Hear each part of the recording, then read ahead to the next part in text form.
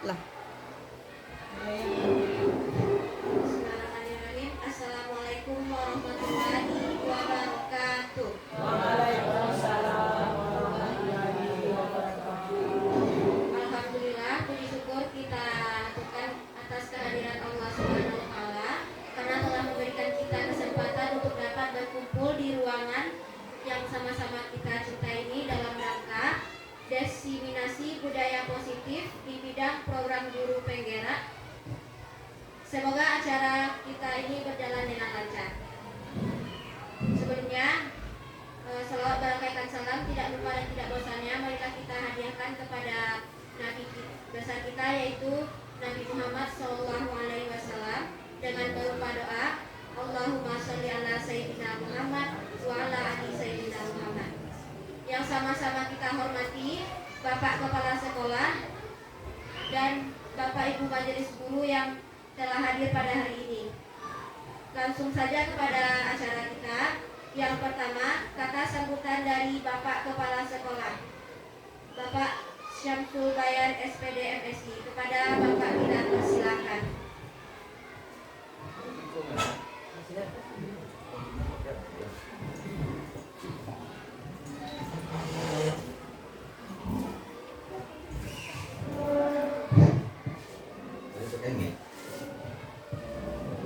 Assalamualaikum warahmatullahi wabarakatuh. Waalaikumsalam warahmatullahi wabarakatuh. Pertama sekali mari kita bersyukur kepada Allah Subhanahu wa taala karena pagi menjelang siang ini kita telah dapat berkumpul bersama dalam rangka peningkatan atau penerapan oleh guru CKT Angkatan 9 tentang diseminasi budaya kita, terutama di lingkungan sekolah. Kemudian selawat beserta salam sama-sama kita limpahkan kepada junjungan kita Nabi Muhammad SAW berupa doa Allahumma sholli ala sayyidina Muhammad wa ala ali sayyidina Muhammad. Yang kami hormati Bapak Ibu Majelis Guru, kemudian yang kami sangat banggakan adalah Ibu Roza sebagai guru penggerak pertama di SD kita. Mudah-mudahan kedepannya bisa membawa suatu pembaharuan, walaupun kita ketinggalan dari sekolah-sekolah yang lain, namun dengan adanya pembinaan dan arah-arahan dari PP kepada CGP, semoga ilmu yang didapat oleh Bu Roza bisa diimbaskan kepada kita bersama. Nah, dalam hal ini kami juga berharap walaupun Ibu Roza Nobita SPD hari ini mendapat sebuah acuan, tugas kita adalah sebagai faktor pendorong yang bisa berkolaborasi, bekerja sama di bidang apapun demi menunjang proses BBM di sekolah kita. Mudah-mudahan dengan tertunjuknya dan lulus sebagai CGP angkatan 9 ini, mudah-mudahan semua kesulitan, semua ketinggalan yang ada di sekolah kita, mudah-mudahan Bu Roza bisa mengimbaskan kepada kita bersama. Dan sebaliknya, kita juga harus berkolaborasi atau kerjasama dari yang tidak tahu kepada yang lebih tahu, atau dari kita yang belum pandai atau belum bisa kita bertanyakan kepada Bu Roza. Mudah-mudahan Bu Roza nanti bisa mengimbaskan kepada kita bersama demi anak bangsa dan negara. Sekian saja Bapak Ibu, terima kasih. Kami sudah dengan wabillahi taufiq wal hidayah. Assalamualaikum warahmatullahi wabarakatuh. Waalaikumsalam warahmatullahi wabarakatuh. Terima kasih kita ucapkan atas kata sambutan dari Bapak Kepala Sekolah. Langsung saja kepada acara inti, yaitu oleh Ibu Roza Nobita SPD, calon guru penggerak angkatan 9. Kepada Ibu Rosa kita persilakan.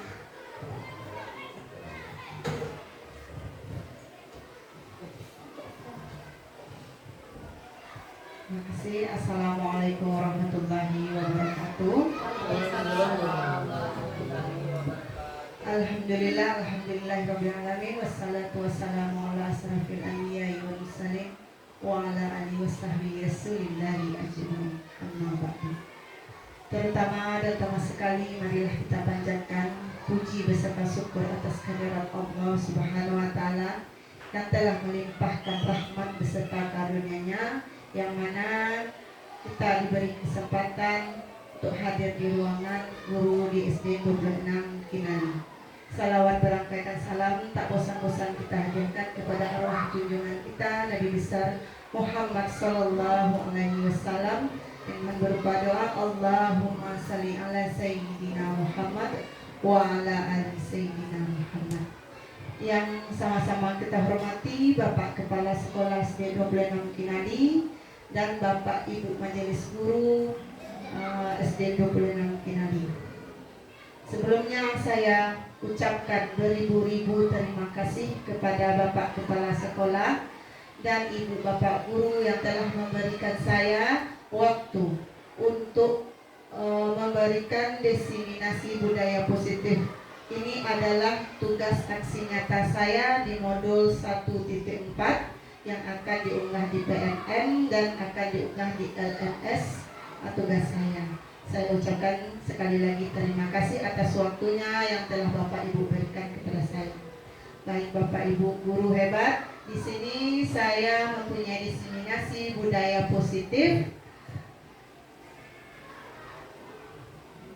Apa tujuan dari pendidikan kita? Menurut Ki Hajar Dewantoro, tujuan pendidikan adalah menuntun segala kodrat yang ada pada anak. Jadi kita seorang pendidik itu disuruh menuntun, bukan menuntut.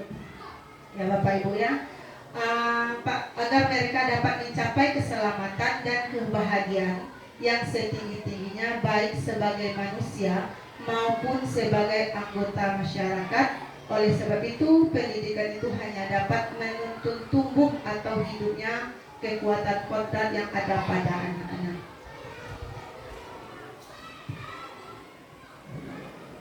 Berhubungan dengan budaya positif, ini adalah budaya positif. Apa budaya positif di sekolah? Yaitu nilai dan kebiasaan di sekolah yang berpihak pada murid agar mereka dapat berkembang menjadi pribadi yang kritis, penuh hormat dan bertanggung jawab sesuai dengan profil pelajar Pancasila.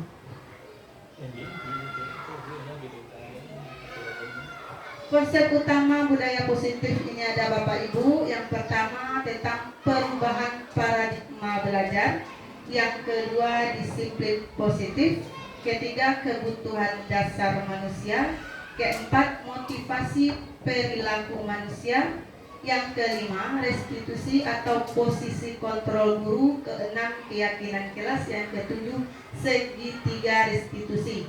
Ini yang akan saya jabarkan kepada Bapak Ibu yang ada 7 poin ini, dan nanti juga ada simulasinya yang saya ambil dari LMS CGP dan yaitu simulasi restitusi dengan posisi kontrol guru. Apa itu perubahan paradigma belajar? Ini poin pertama tadi Bapak Ibu. Yang apa itu perubahan? Dalam membangun budaya positif, sekolah dapat menyediakan lingkungan yang positif, aman dan nyaman agar siswa mampu berpikir, bertindak dan mencipta dengan merdeka, mandiri dan bertanggung jawab. Disiplin sangat berkaitan dengan kontrol guru terhadap siswa. Baik Bapak Ibu, berhubungan dengan kontrol guru tadi, sekarang saya meminta kepada Bapak Ibu dengan teman sebangku untuk menggenggam tangan Bapak Ibu. Anggap saja di genggaman tangan Ibu itu ada sesuatu yang berharga. Ada sesuatu yang berharga, dan perlihatkan ke teman atau teman sejawat yang ada di samping kursi Bapak Ibu guru.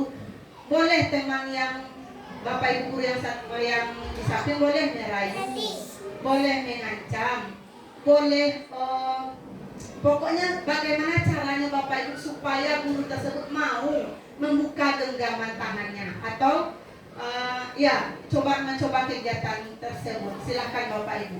Nanti saya akan bertanya kepada Bapak Ibu. Boleh dibuka, boleh pun tidak.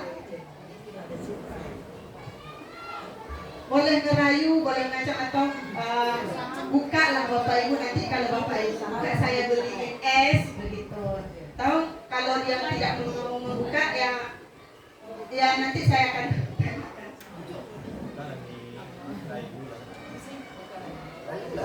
silakan dirayu Bapak Ibu.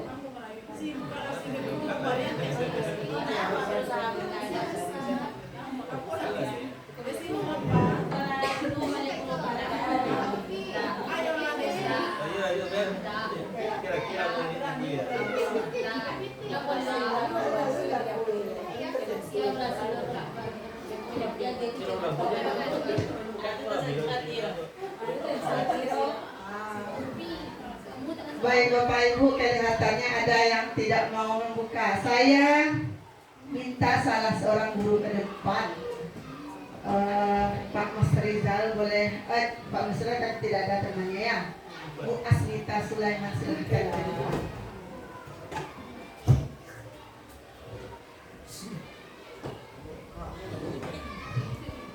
Bu As.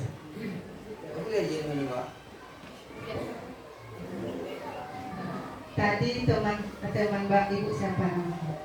Jurnita. Siapa yang membutuhkan tadi Ibu? Ibu saya. Apakah berhasil Jurnita? Berhasil. Karena Jurnita mampu meluluhkan hati saya. Saya dibujuk-bujuk sehingga saya merasa sedih dan bukalah tangan saya. Apa yang telah terjadi?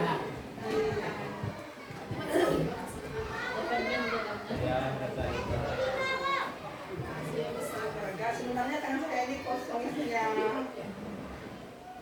Nah, tapi dia bilang nanti saya suruh dia pada suami saya panggil Wan.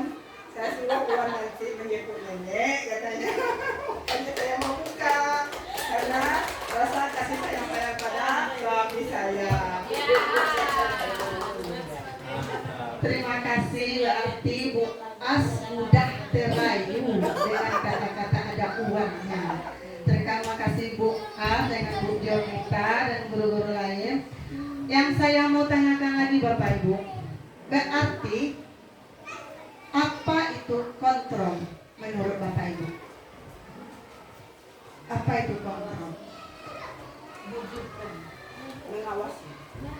Apa yang dimaksud dengan kontrol?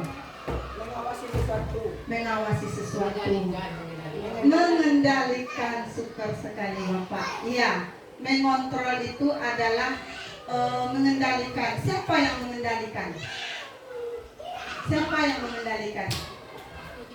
Diri kita sendiri, Bapak Ibu. Untuk yang selanjutnya yaitu perubahan paradigma belajar.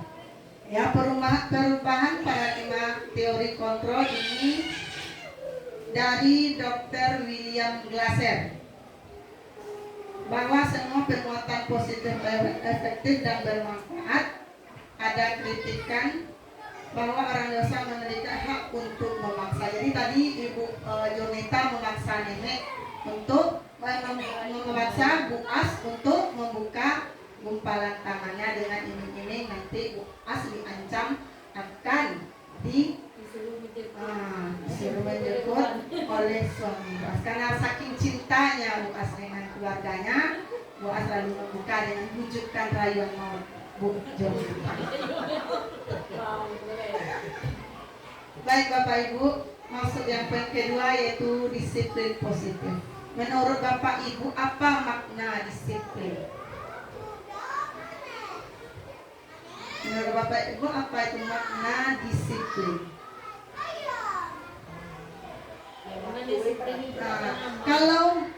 Kalau kita mendengar disiplin yang kita ingat yaitu peraturan ya Bapak Ibu ya. Berarti peraturan yang ada di sekolah. Kalau kita membuat peraturan itu pasti ada konsekuensi yang ada di sekolah. Itu mungkin yang ada di pikiran kita sebagai guru. Berarti peraturan, aturan, berarti kalau nanti dilanggar, berarti ada hukuman yang akan kita berikan. Disiplin ini Bapak Ibu berasal dari bahasa Latin yaitu disciplina yang artinya belajar. Makna asal kata ini berkonsentrasi dengan disiplin diri dari murid-murid Socrates dan Plato. Disiplin diri membuat orang mengenali potensinya menuju sebuah tujuan yang apa yang dia hargai. Namun dalam budaya kita makna kata disiplin telah berubah menjadi sesuatu yang dilakukan seseorang pada orang lain untuk mendapatkan kepatuhan. Kecenderungan umum adalah menghubungkan kata disiplin dengan ketidaknyamanan. Benar Bapak Ibu. Kalau udah ada peraturan berarti anak kita merasa kalau ini yang saya buat, ini yang saya lakukan, nanti hukumannya ini yang akan saya dapatkan. Dan berarti anak kita tidak merasa nyaman. Disiplin adalah kemampuan memerintah diri sendiri dalam mengontrol dan menguasai diri untuk memilih tindakan yang mengacu pada nilai-nilai yang kita hargai dengan penuh tanggung jawab tanpa terperintah orang lain. Nilai-nilai yang kita hargai adalah nilai kebajikan, sifat positif manusia yang merupakan tujuan mulia yang ingin dicapai setiap individu, yaitu nilai-nilai dalam profil pelajar Pancasila. Masuk kita poin ketiga Bapak Ibu, yaitu kebutuhan dasar manusia. Yang pertama kebutuhan bertahan hidup. Contohnya mungkin apa itu Bapak Ibu? Yaitu makan, itu pangan. Yang kedua kebutuhan merasa diterima. Contohnya apa itu Bapak Ibu? Adanya rasa kasih sayang. Kalau kita sayang berarti murid kita merasa diterima oleh kita. Yang ketiga kebutuhan kebebasan. Yang keempat kebutuhan kesenangan. Yang kelima kebutuhan penguasaan atau power. Ini ada kasus yang saya buat di PPT saya, yaitu Ibu Feni, guru kelas 5 SD di Pleret Kinani, sedang bingung menghadapi ulah salah satu murid di kelas bernama Adi. Beberapa anak telah datang dan mengeluhkan Adi yang sering meminta bekal makan siang mereka dengan paksa. Jika ibu bapak menghadapi situasi seperti ini, apa yang akan ibu lakukan? Ini sebagai Fenia, apa yang akan ibu lakukan menurut bapak ibu kira-kira? Bilang sama Adi itu bahwa besok tolong dibawa makanannya ke sekolah supaya kita selalu minta kepada teman-teman. Bagus, terima kasih Bu Niti. Berarti kita yang pertama mengatakan kepada murid yang memaksa itu besok bawa bekal makanan untuk dia ya Bu Niti ya. Yang lain Bapak Ibu?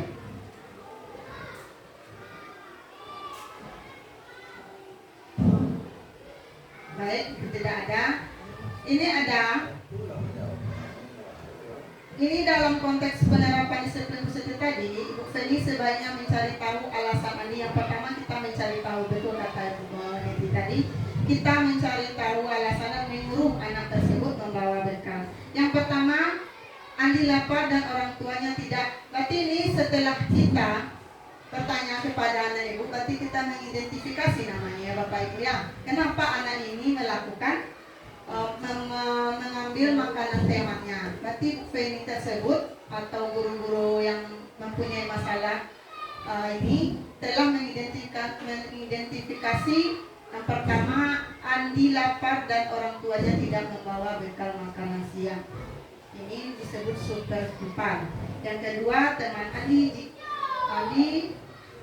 jadi perhatian Andi. Berarti anak yang membawa itu mungkin makanannya enak mungkin, atau tidak, Andi tidak sering memakan makanan teman, akhirnya dia mencoba makanan tersebut dengan secara paksa. Yang ketiga, dia merasa hebat karena temannya jadi takut dan menuruti keinginannya. Ya, anak ini mungkin sebenarnya besar. Jadi anak ini merasa kalau tidak dikasih nanti saya akan dipukul. Jadi anak tersebut mau mengasihkan makanannya karena terpaksa tadi. Yang keempat, Andi merasa bosan dengan bekal yang dibawakan. Ya, tadi menjangkau atau hal yang ke nomor 1. Yang kelima, Andi hanya iseng dan dia menikmati. Kalau di dalam bahasa Minang kita, Bapak Ibu ya, berarti ini bahasanya apa itu? Karena kita belajar budaya alam Minangkabau, berarti apa bahasa peribahasanya ini? Nyenyek. Nah, mungkin itu ya Bapak Ibu ya. Lanjut.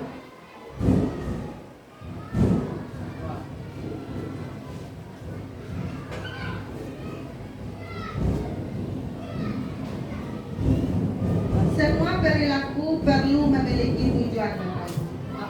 Teori motivasi perilaku manusia. Untuk menghindari ketidaknyamanan atau hukuman, apa yang akan terjadi apabila saya tidak melakukannya? Ini motivasi eksternal. Yang kedua, untuk mendapatkan imbalan dari orang lain, institusi, apa yang akan saya dapatkan apabila saya melakukan? Ini motivasi eksternal.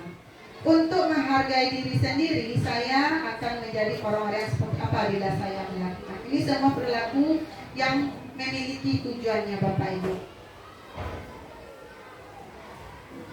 Dan ini ada kita, sini saya ada membuat mari berlatih. Ini juga ada di LMS. Mari berlatih hukuman atau konsekuensi. Nanti Bapak Ibu jawab ya. Kalau saya ini adalah hukuman atau konsekuensi. Hukuman itu berasal dari guru, tidak ada kesepakatan dengan murid. Kalau konsekuensi itu ada kesepakatan dengan guru dengan murid. Itu bedanya ya Bapak Ibu. Yang pertama, lari mengelilingi lapangan basket 2 kali karena terlambat hadir di sekolah, itu hukuman atau konsekuensi? Hukuman, betul Bapak Ibu. Itu adalah hukuman. Karena anak itu kalau terlambat, ya kita suruh mengelilingi lapangan basket 2 kali, itu termasuk dengan hukuman. Yang kedua, membersihkan coretan yang dibuatnya di meja tulis, itu hukuman atau konsekuensi? Konsekuensi, betul sekali Bapak Ibu. Itu adalah konsekuensi karena dia telah mencoret-coret yang ada di meja tulis. Yang ketiga, murid diminta untuk push up 15 kali karena tidak menggunakan masker di sekolah, itu hukuman. Keempat, menghentikan kertas tugas teman yang telah dicoret-coret, Bapak Ibu. Konsekuensi. Pintar-pintar Bapak, memang mancas-mancas guru-guru SD Nuklir nanti. Baik Bapak Ibu, kita lanjutkan.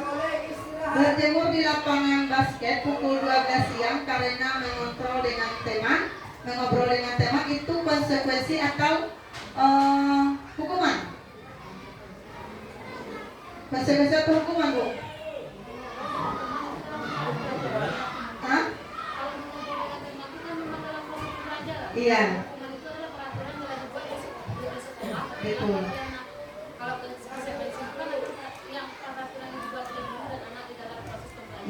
Iya Bu Reni, bagus sekali. Iya, ini adalah Bu Reni berpendapat ini adalah konsekuensi. Bagaimana guru yang lain? Ada yang berbeda?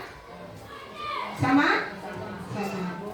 Selanjutnya, murid diminta bertelanjang kaki sepanjang hari karena tidak menggunakan sepatu warna hitam sesuai peraturan sekolah. Ini hukuman atau konsekuensi? Ini ada nih yang berbeda, ada yang mengatakan konsekuensi dan ada kata hukuman. Kita ulangi.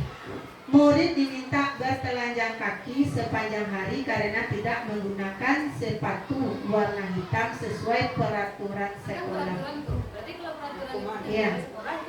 Hukuman. Tepuk tangan untuk Bu Reni. hadir Bapak Ibu.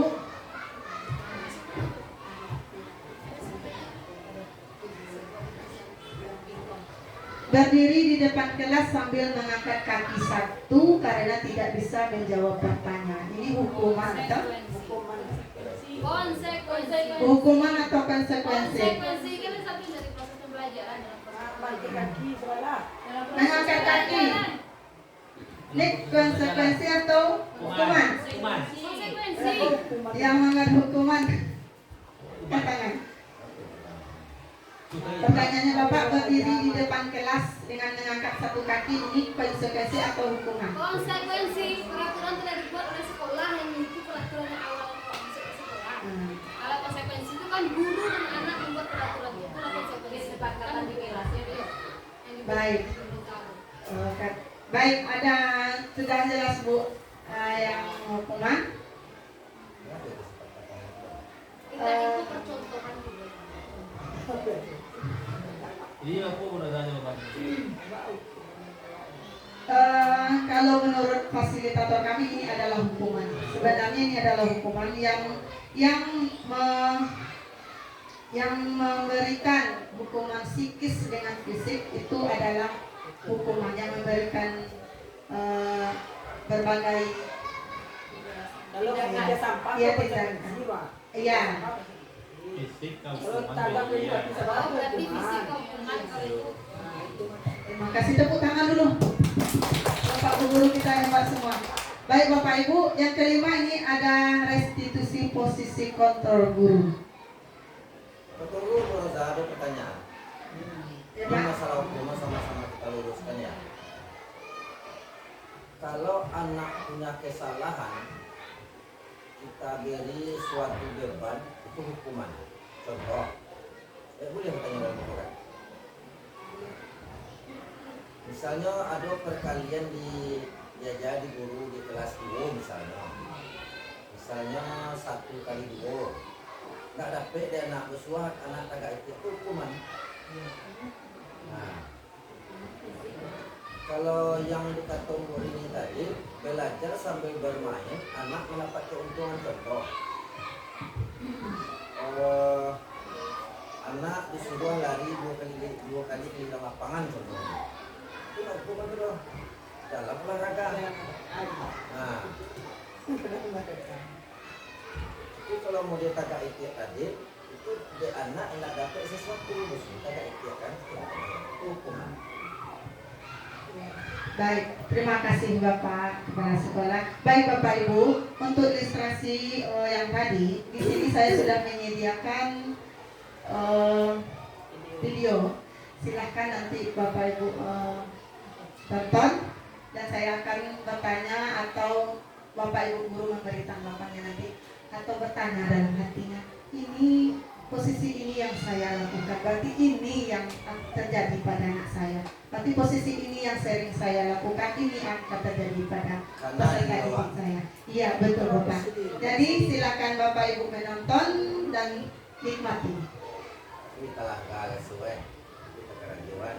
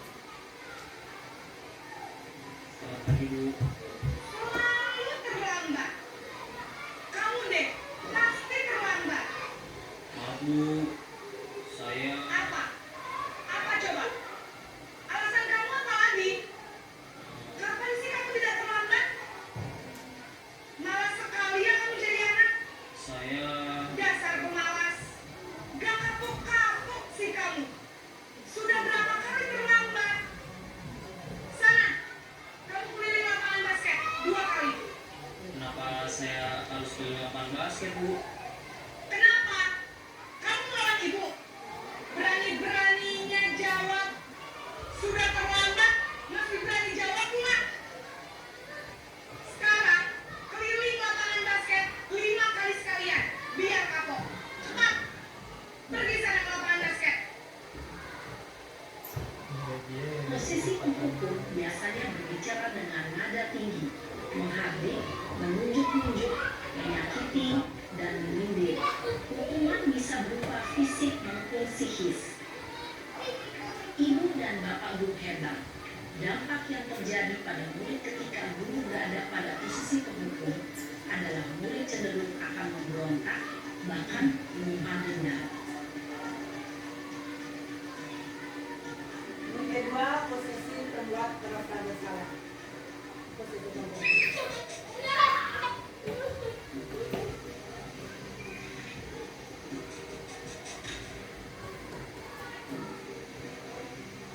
Naren!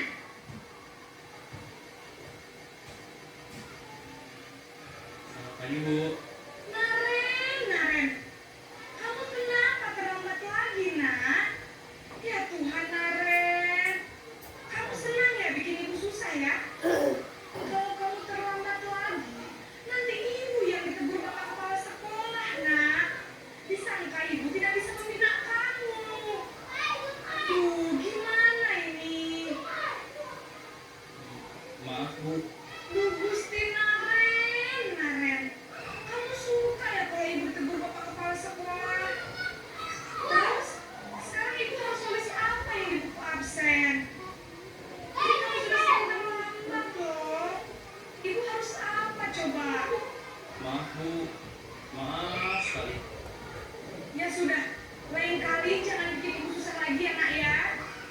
Ibu tidak akan kuat lagi kalau kamu gini terus. Bisa jantungan kalau ibu ditegur bapak kepala sekolah. Sana cepat ke kelas. Maaf ya, Bu. Maaf sekali. Posisi pembuat rasa bersalah berbicara dengan nada tenang, cenderung lembut. Namun kata-kata yang diutarakan membuat murid merasa menjadi orang yang gagal. Memandang buruk dirinya sendiri, merasa tidak berharga, dan tidak sanggup membahagiakan orang lain.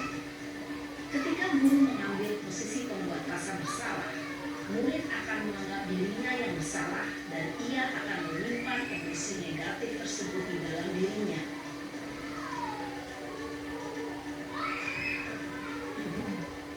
Ini posisi teman yang tadi.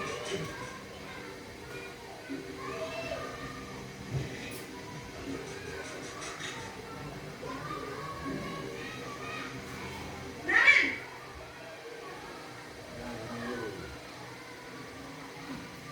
Selamat pagi, Bu. Wah, sudah jam berapa ini nak? Terlambat lagi ya sayang. Iya, Bu. Habis ibu saya lupa membangunkan saya, Bu. Kamu malah menyalahkan ibu kamu. Kamu bukannya anak yang larinya paling kencang. Kok terlambat sih? Iya, Bu. Saya memang terlambat bangun tadi. Jadi, biarpun saya lari kencang, tetap nggak kekejar, Bu. Ya sudah sana. Nanti lain kali larinya lebih kencang lagi ya. Biar gak terlambat lagi. Bikin senang ibu. Demi ibu. Bisa kan? Bisa lah, Bu. Ya sudah sana masuk kelas. Ibu beresin urusan absen kamu. Kamu ini ada-ada saja. Dalam posisi teman, guru berbicara dengan nada suara ramah, akrab, cenderung bersenda gurau untuk menjaga suasana tetap santai. Murid akan merasa senang, aman, dan akrab dengan guru. Identitas yang tercipta adalah identitas sukses atau berhasil. Namun, perlu diingat, karena ini masih dorongan eksternal, maka ada faktor ketergantungan dari murid kepada orang tertentu. Di sini, guru absennya, sehingga di lain waktu, murid bisa berperilaku baik, namun hanya kepada orang-orang tertentu saja. Ini ada posisi pemantau atau monitor.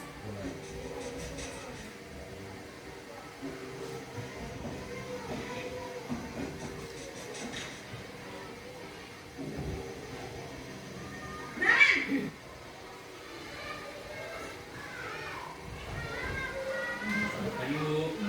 Naren, apa peraturan sekolah kita tentang jam berapa kita harus masuk sekolah, nak? Kita harus di sekolah jam 7 Bu. Iya, betul. Sekarang sudah jam 7.20. Naren sudah tahu konsekuensinya jika terlambat hadir.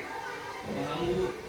Saya harus tinggal kelas pas jam istirahat selama 20 menit. Iya, benar. Konsekuensinya demikian. Jadi nanti jam 9.30 pas istirahat, kamu harus tinggal di kelas, kerjakan tugas tambahan untuk ketinggalan kamu, ya? Baik Bu.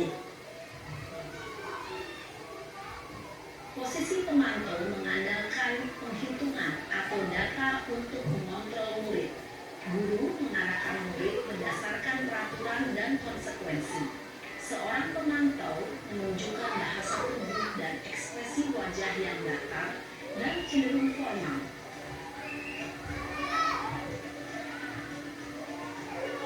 Terakhir posisi media.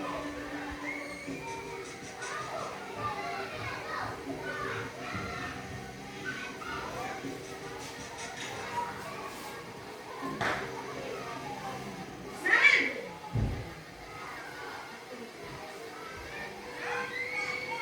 Pagi Bu. Selamat pagi, Naren. Maaf Bu. Saya terlambat. Iya, sekolah masuknya jam 7, sekarang sudah jam 7.20. Jadi sekarang bagaimana ini, Naren? Maaf Bu. Saya lupa setel alarm saya semalam. Baiklah, menurut kamu, keyakinan sekolah yang mana yang perlu tingkatkan? Menghargai diri sendiri dan orang lain mungkin ya Bu. Setuju. Jadi, apakah Naren meyakini prinsip saling menghormati tersebut? Iya Bu. Saya meyakininya. Apakah Naren bersedia memperbaiki masalah keterlambatan ini? Bersedia Bu. Bagaimana kamu akan memperbaiki masalah keterlambatan ini? Saya akan coba untuk tidak lupa menyetel alarm saya Bu. Baik, kalau Naren mau menyetel alarm di rumah, ada orang yang kira-kira bisa bantu mengingatkan tidak? Ada Bu.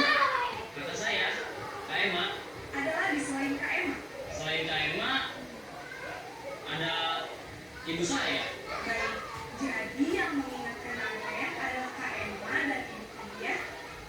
Kira-kira akan mulai start alarm kapan ya, Naren? Setelah pulang sekolah, akan segera saya lakukan. Baik, jadi Naren akan setel alarm untuk bangun besok pagi dan akan diingatkan oleh kakak dan ibu dan Naren ya. Ada lagi yang mungkin perlu dilakukan Naren agar tidak terlambat bangun lagi. Tidak ada Bu. Baik Naren, terima kasih untuk kerjasama kamu. Sekarang kamu perlu kembali ke kelas untuk belajar. Baik Bu, terima kasih.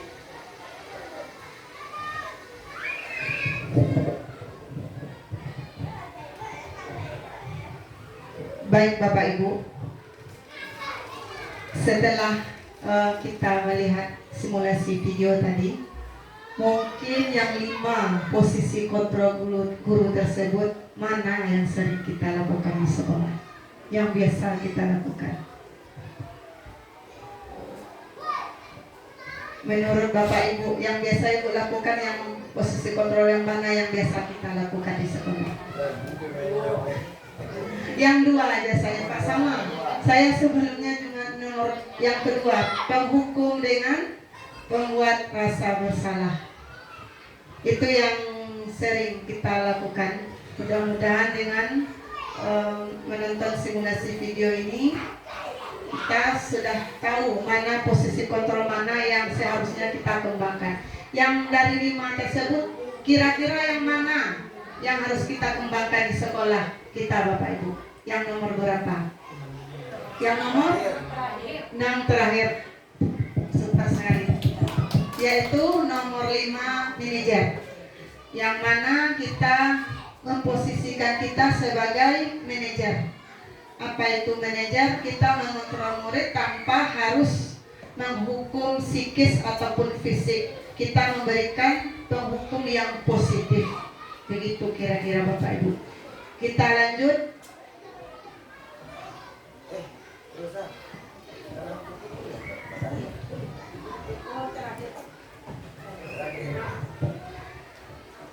Yang yaitu posisi kontrol guru. Ya Bapak Ibu, ini adalah posisi kontrol guru, yaitu sama tadi dengan simulasi, yaitu penghukum, pembuat merasa bersalah, teman, pemantau, dan manajer. Di sini ada detailnya. Posisi kontrol guru itu ada yang telah kita mengisi tadi, ada pertanyaan-pertanyaan, siapa yang mengatakan, itu termasuk posisi kontrol guru yang sudah saya tampilkan di simulasi video tadi. Mungkin ada yang Bapak Ibu tanyakan sebelum kita masuk ke poin 7. Ya, silakan Bu.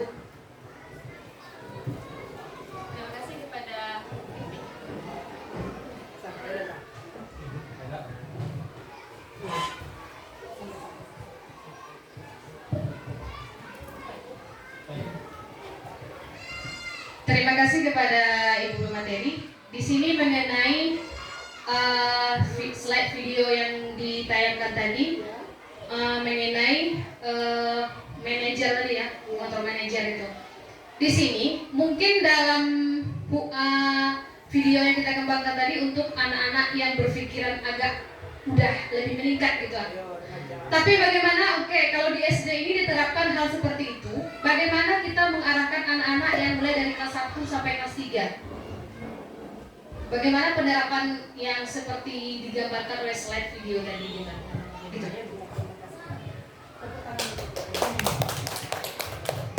Terima kasih atas pertanyaan yang diberikan oleh Ibu Reni. Bu Reni, ini adalah jawaban dari yang Ibu Reni sampaikan. Ini adalah segitiga restitusi yang akan kita kembangkan di sekolah kalau seandainya anak kita melakukan pelanggaran peraturan yang telah kita buat. Ya Bapak Ibu ya, ini ada namanya segitiga restitusi. Apa itu segitiga restitusi? Proses menciptakan kondisi bagi murid untuk memperbaiki kesalahan mereka, sehingga mereka bisa kembali pada kelompok mereka dengan karakter yang lebih kuat melalui restitusi. Guru dapat yang pertama membantu murid menjadi lebih memiliki tujuan, disiplin positif serta memulihkan dirinya setelah berbuat salah. Contohnya tadi anak kita bertengkar, kita melaksanakan segitiga restitusi ini Bapak Ibu. Membantu murid untuk jujur pada diri sendiri dan mengevaluasi dampak dari kesalahan yang dilakukan. Dan yang ketiga, memberi penawaran bukan paksaan.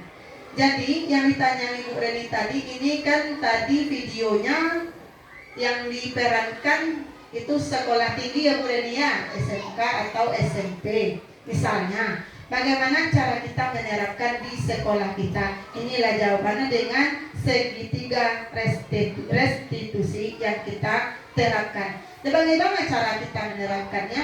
Yaitu dengan membuat keyakinan kelas dahulu Bapak Ibu. Keyakinan kelas yang pertama tadi, aturan yang kita buat. Setelah kita membuat aturan, contohnya saya sebenarnya ada video di sini karena HP saya itu yang satunya lagi yang saya videokan tinggal di rumah. Jadi mungkin tidak sempat saya memvideokan karena saya sudah membuat keyakinan kelas sebenarnya Bapak Ibu dan saya videokan. Karena tinggal saya berikan sedikit masukan. Yang pertama, kita membuat video aturan. Kita disuruh murid, terserah murid itu apa yang akan kita terapkan di atur kelas atau di sekolah kita. Maka murid tersebut akan membuat aturannya sendiri. Contohnya tidak boleh datang terlambat. Itu contohnya salah satu. Tidak boleh datang terlambat, itu aturan di kelas kita. Terus kita sepakati dengan murid. Dengan setelah disepakati aturan yang tadi tidak boleh terlambat, kita rubah menjadi aturan yang positif atau kata-kata yang menuju positif. Apa yang kita rubah? Yaitu tentang hadir tepat waktu. Itu kata-katanya yang kita rubah. Tidak aturan lagi tidak boleh datang terlambat, kita rubah menjadi hadir tepat waktu.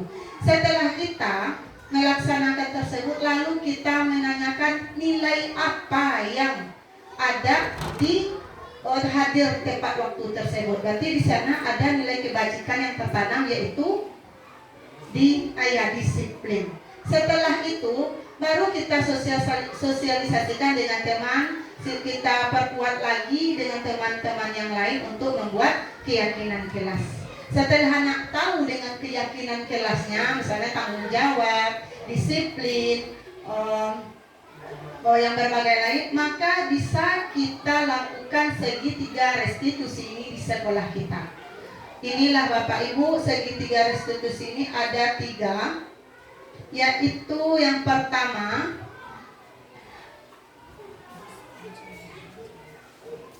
menstabilkan identitas. Ini yang pertama, menstabilkan identitas ya Bapak Ibu.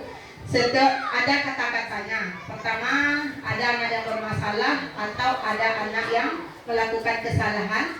Kita stabilkan dulu identitasnya dengan ada kata-katanya. Setiap orang pasti pernah melakukan kesalahan. Kamu bukan satu-satunya orang pernah melakukan ini. Itu kata-kata kita untuk motivasi di menstabilkan identitas. Yang kedua, validasi tindakan. Jadi kita menanya apa yang kamu lakukan, tindakan apa yang kamu lakukan tadi nak?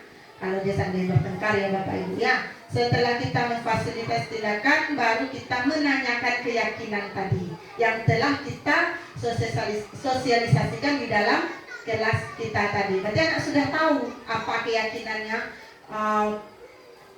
yang telah kita buat di dalam kelas tersebut. Baik Bapak Ibu, di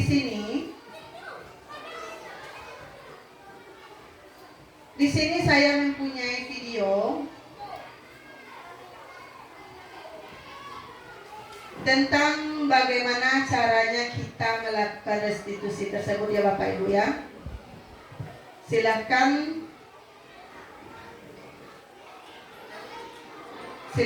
Bapak Ibu menikmati video ini yang saya ambil dari YouTube. Ini juga ada di LMS CGP Angkatan 9.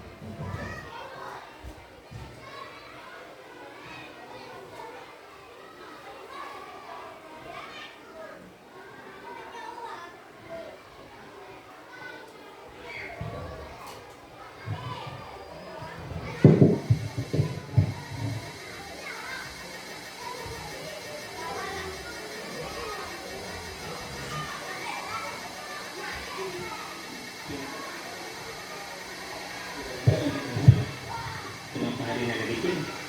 Kesel Pak, kesel banget. Masa aku dikatain tukang fitnah Pak? Ya aku marah lah. Aku balik ngatain Eka di depan kelas. Kesel banget. Oh begitu. Ya pasti kamu marah dan kesal. Bapak juga akan marah apabila ada yang menuduh Bapak seperti itu. Kemudian pada saat itu kamu mau melakukan apa? Ya saya langsung ngatain Eka lah Pak. Kesel banget. Saya bentak-bentak dia di depan teman-teman lain. Oh begitu. Pasti kamu melakukan seperti itu karena suatu alasan tertentu kan? Iyalah, maksud saya diam saja Pak. Ya saya bela diri lah. Maksud saya dituduh tukang fitnah. Ya wajar lah.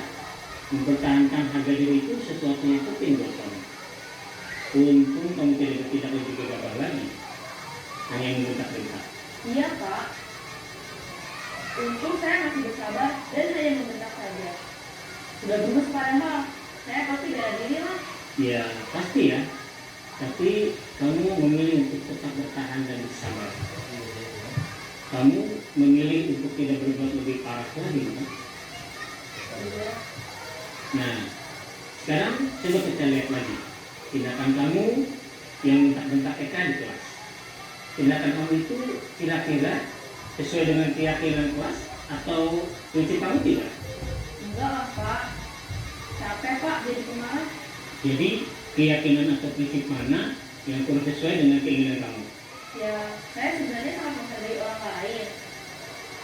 Mungkin saat itu saya menjadi emosi. Jadi tidak menunjukkan sikap itu. Kamu meyakini tidak? Menghargai orang lain itu penting buat kamu. Yakinlah Pak. Iya, setuju. Kita harus saling menghargai. Namun ada juga keyakinan yang kita sepakati yang perlu kita jalankan apabila kita sedang marah, bukan? Ya, saya bisa lebih proaktif. Mulai dengan diri sendiri. Saya bisa jadi lebih bersabar, dengan waktu juga untuk berpikir mau apa selanjutnya. Kira-kira kamu bersedia memperbaiki masalah ini tidak? Sedia, Pak. Kalau kamu memperbaiki masalah ini, kamu akan menjadi orang seperti apa? Saya akan menjadi orang yang bertanggung jawab kali ya, Pak. Dan senantiasa proaktif. Iya. Menurut kamu, bagaimana rasanya menjadi orang seperti itu? Ya nyaman lah, bangga bisa bersabar dan menahan diri. Baiklah kalau begitu. Yuk kita pikirkan bagaimana memperbaiki masalah ini.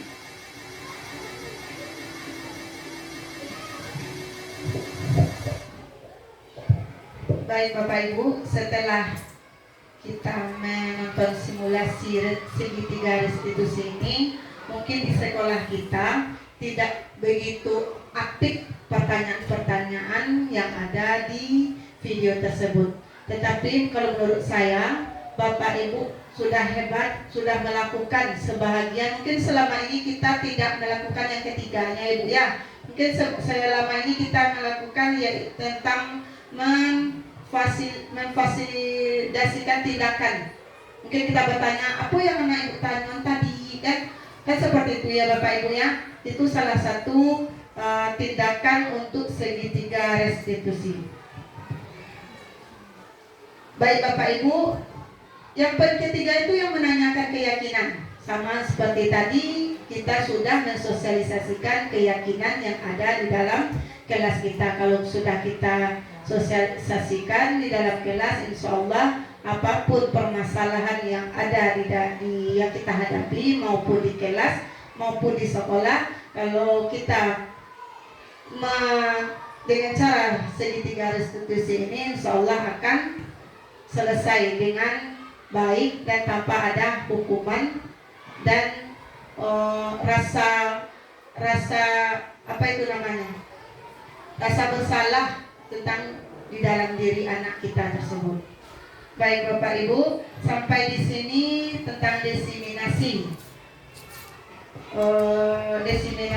budaya positif yang saya sampaikan. Saya baru belajar, salah dan janggal dari perkataan saya minta maaf. Di sini saya bukan memberikan atau melebihkan ilmu saya, bukan Bapak Ibu. Di sini saya memberikan apa yang saya dapat dari guru penggerak, bukan saya menggurui Bapak Ibu di sini.